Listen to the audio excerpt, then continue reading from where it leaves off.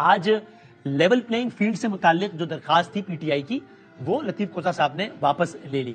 تو گویا ہم یہ سمجھیں کہ پی ٹی آئی نے بطور جماعت اس فیصلے کے بعد قاضی فائز عیسیٰ صاحب پر عدم اعتماد کا اظہار کر دیا. لیکن کوسہ صاحب نے عدالت کو کہا کہ جب آپ نے فیلڈ ہی نہیں چھوڑا تو اب ہم لیول پلینگ فیلڈ کی کیا بات کریں. ہاں تو اس سے آپ جو بھی مطلب نکالنا چاہیں گے انتہائی ایک میں سمجھتا ہوں مایوس کن صورتحال ہے عدالتی سطح پہ. سیاسی سطح پہ تو لڑائی جاری ہے اور ہم پرعزم ہیں، لیکن جو عدالت سے دھچکا ہمیں ملا ہے پشاور ہائی کورٹ کے انتہائی مناسب فیصلے کے بعد، اس دھچکے کے بعد ٹھیک کوسہ صاحب نے کہا کہ کوشش تو یہی کی گئی ہے کہ فیلڈ ہی ختم کر دیا جائے. یعنی آپ نے مجھ سے کہا کہ آپ جو بھی اس کی انٹرپریٹیشن کر لیجیے، لیکن میں آپ سے پوچھوں کہ پارٹی پالیسی اب کیا ہے؟ جس طرح علی ظفر صاحب نے ہمارے پروگرام میں آج سے 5 دن پہلے بہت واضح الفاظ میں فائز صاحب پر بھرپور اعتماد کا اظہار کیا تھا. انہوں نے یہاں تک کہا کہ سوشل میڈیا پر جو لوگ تنقید کرتے ہیں فائز صاحب پر وہ ان انفارمڈ ہیں اور ہم شکر گزار ہیں کہ وقت پر لگ رہے ہیں اور صحیح ہے معاملہ. تو اب پوزیشن ریورس ہے، پی ٹی آئی کا موقف اب کیا ہے فائز صاحب کے حوالے سے؟ ظاہر ہے اب جو صورتحال سامنے آئی ہے اور یہ فیصلہ انتہائی غیر متوقع تھا. یہ میں سمجھتا ہوں بدترین جو مخالف ہے پی ٹی آئی کا اس کو بھی یہ توقع نہیں تھی کہ اس طرح کی صورتحال عدالتی فیصلے کی وجہ سے پیدا ہوگی.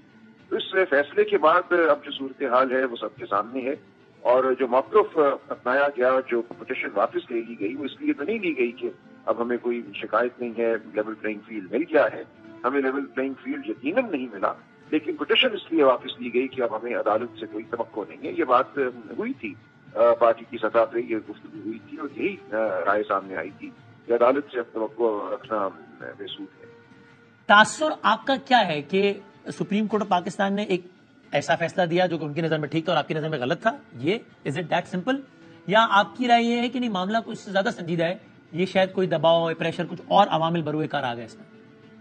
دیکھیے دباؤ پریشر کے بارے میں تو میں کچھ نہیں کہہ سکتا کیونکہ میرے پاس کوئی گواہی کوئی شہادت نہیں ہے. تو میں تو اس فیصلے کو ایٹ فیس ویلیو ہی دوں گا اور یہی کہوں گا کہ میری نظر میں وہ فیصلہ درست نہیں ہے. اس فیصلے نے جو صورتحال پیدا کی ہے وہ آئین کے بہت بڑے اصول کی نفی ہو گئی اور وہ اصول ہے جمہوریت کا اصول.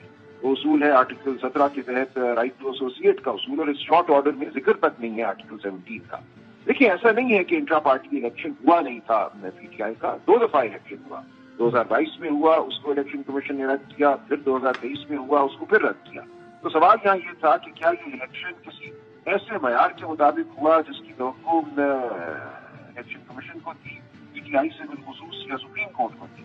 مناسب تو یہ ہوتا کہ تمام پارٹیوں کے الیکشن جو ہیں ان کو اسی زاویے سے دیکھا جاتا، اتنی باریک بینی سے دیکھا جاتا اور پھر فیصلہ کیا جاتا کہ کیا ایک پارٹی سے نشان چھیننا ہے. ایسا نہیں ہے کہ باقی پارٹیوں میں کوئی بلاول بھٹو صاحب کے خلاف کھڑا ہوتا ہے اور وہاں بڑی بھرپور کوئی کیمپین ہوتی ہے اور اس کے بعد ووٹ ڈلتی ہیں اور وہ اتفاقاً جیت جاتے ہیں. وہ کہتے تھے عدالت تو اسی معاملے کا جائزہ لے گی نا جو کہ اس کے سامنے ہے. وہ کہتے ہیں باقی معاملات کا ضرورت نہیں ہوتی. عدالت کو معروضی حالات کو سامنے رکھنا ہوتا ہے. عدالت کے پاس بالکل یہ موقع تھا کہ پشاور ہائی کورٹ کے فیصلے کو نہ چھیڑتی. دیکھیے آنند فانند دن رات ایک کر کے مقدمہ سننا کوئی لازم نہیں تھا. عدالت یہ کہہ سکتی تھی کہ ایک ہائی کورٹ کا فیصلہ آ گیا ہے، آپ نے وکیل کی ہے. وکیلیں عام طور پہ سپریم کورٹ میں اگلے دن نہیں لگتی، 4-6 دنوں بعد لگتی ہیں. یہاں اگر 2 دن بھی گزر جاتے تو سمبل مل جانے تھے. تو عام حالات میں جس طرح اپیل سنی جاتی ہے اس طرح اپیل سنی جاتی، اس میں نوٹس ہوتا، دوسری پارٹی کو جواب داخل کرنے کا موقع دیا جاتا، کوئی بات فروری مارچ تک چلی جاتی. اور بالکل یہ کہا جا سکتا تھا کہ پشاور ہائی کورٹ کے فیصلے کے بعد اب اسی پہ عمل کیا جائے. جب کبھی ہم نے کوئی فیصلہ کیا تو اس کا آئندہ پہ اطلاق ہوگا. یا یہ بھی سوال تھا کہ کیا الیکشن کمیشن کی جو ریسٹرکشن ہے، 170 سیاسی پارٹیاں جو رجسٹرڈ ہیں ان سے ہر ایک کے انٹرا پارٹی الیکشن کو اس باریک بینی سے پرکھے. اگر یہ کام الیکشن کمیشن شروع کر دے تو الیکشن کمیشن کوئی اور کام نہیں کرے گا، نہ بلدیاتی انتخابات کرائے گا، نہ صوبائی اور قومی سطح کے انتخابات کرائے گا. وہ صرف پارٹیوں کے اندر اور پارٹیوں کی منشور کی جو باریک بینیاں ہیں انہی میں تمام عمر کھویا رہے گا. یقیناً یہ آئین کا منشا نہیں ہے، اور اگر قانون میں ایسی کوئی بات کی گئی تو وہ خلاف قانون ہے. اور یہ ہمیشہ سپریم کورٹ کو حق حاصل ہوتا ہے اور عدالتوں کو حق حاصل ہوتا ہے کہ وہ اگر ایک غیر آئینی قانون بنا ہے تو اس کو غیر آئینی قرار دیں. آپ سلمان صاحب یہ سمجھتے ہیں کہ ایک بڑا ہی اسٹرکٹ فیصلہ آ گیا جو کہ بالکل ہی بائی بک مائکروسکوپ لے کے کہ جناب یہ ایسے ایسے تھا تو ایسے ہو گیا، یعنی ایک ذرا لینینٹ ویو لینا چاہیے تھا، بہت اسٹرکٹلی ٹیکنیکلی کرنا یہ چاہیے تھا میری نظر میں معتبانہ. جب پشاور ہائی کورٹ کا فیصلہ آ گیا تھا تو اس فیصلے کو چونکہ صرف 40 گھنٹے باقی تھے اور یہ کہہ دینا چاہیے تھا کہ اب اس فیصلے کو دیکھنے کا کوئی موقع نہیں ہے، کوئی وقت نہیں ہے. ہائی کورٹ کے فیصلے آ جاتے ہیں، ان پہ عمل ہوتا ہے اور یہاں چونکہ ایک ٹائم باؤنڈ معاملہ تھا، کوئی ضروری نہیں تھا کہ ایک ایسا فیصلہ کیا جائے جس کی وجہ سے بہت بڑی سیاسی جماعت جو ہے عملاً اس کی نفی ہو جائے، وہ ختم ہو جائے۔ اگر کچھ کرنا بھی تھا تو پشاور ہائی کورٹ کے فیصلے کو آرام سے، جس طرح دیکھا جاتا ہے فیصلوں کو، اس کو دیکھ لیتے، اس کی اپیل سن لیتے اپنے وقت پہ۔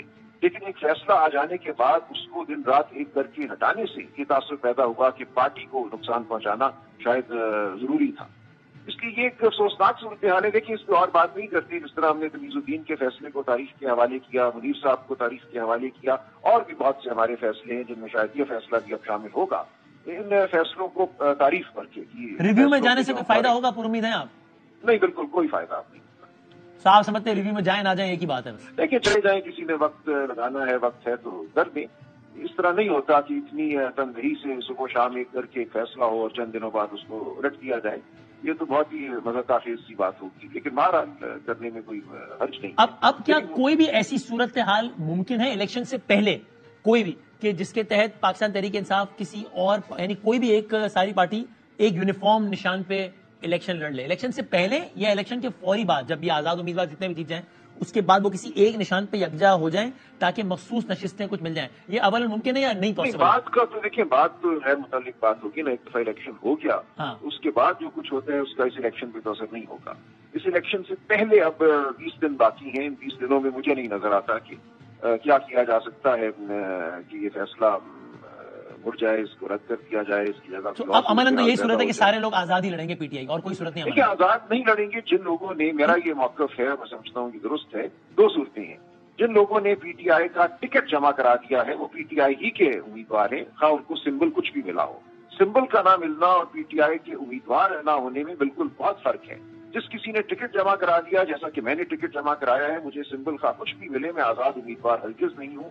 اگر میں منتخب ہوتا ہوں تو میں پی ٹی آئی کے نامزد امیدوار کی شکل میں منتخب ہوں گا اور پی ٹی آئی کے ڈسپلن کا پابند ہوں گا۔ سر یہ بتائیے، یہ سلمان صاحب یہ بتائیے گا، یعنی یہ تو بالکل ٹھیک ہے کہ ٹیکنیکلی کچھ بھی کہا جائے، عملاً ہیں تو عملاً آپ پی ٹی آئی کے امیدوار، ٹھیک ہے، آپ کو انتخابی نشان سے محروم کر دیا گیا، لیکن ٹیکنیکلی اسپیکنگ آپ جب ایک الگ نشان پر جیتیں گے جو کہ پی ٹی آئی کا نشان نہیں ہوگا، تو پارٹی ڈسپلن کے کیسے پابند ہوں گے؟ پھر اگر آپ نے پارٹی ڈسپلن کی خلاف ورزی کر دی، پارٹی لیڈر کیسے کر رہے ہیں؟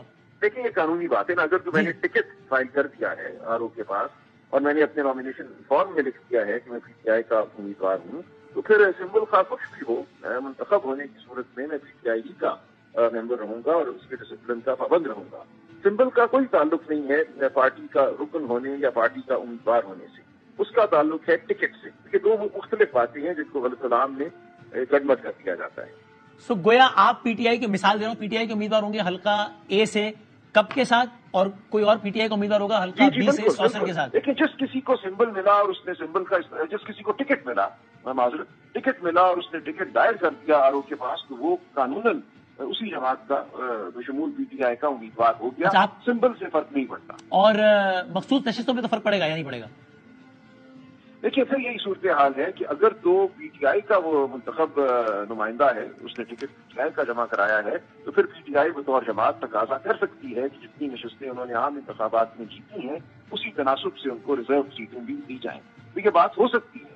دیکھنا یہ ہوگا کہ کتنے امیدوار پی ٹی آئی کے ٹکٹ پر منتخب ہوتے ہیں، خواہ ان کا سمبل کچھ بھی ہو۔